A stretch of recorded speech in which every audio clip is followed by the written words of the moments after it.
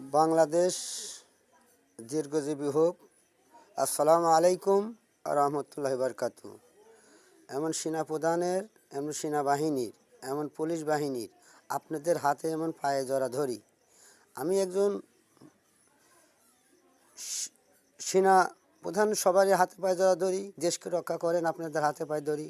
দেশকে রক্ষা করেন, দেশের মানুষকে রক্ষা করেন এই শয়তানের থেকে, মুনাফিকের থেকে।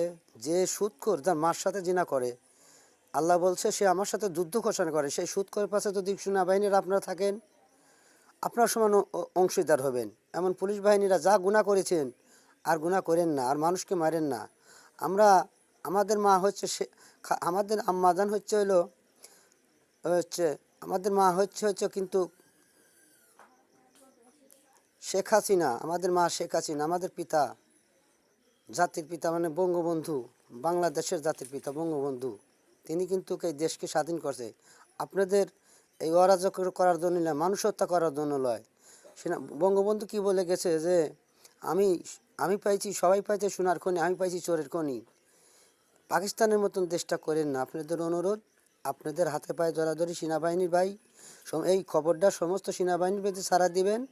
এমন এই খবরটা সমস্ত পুলিশ প্রধান, এমন পুলিশ প্রধান, এমন পুলিশ সেনাবাহিনী, এমন সমস্ত পুলিশ প্রধান যারা রোডঘাটে থাকেন, তাদের হাতে পায়ে ধরাধরি।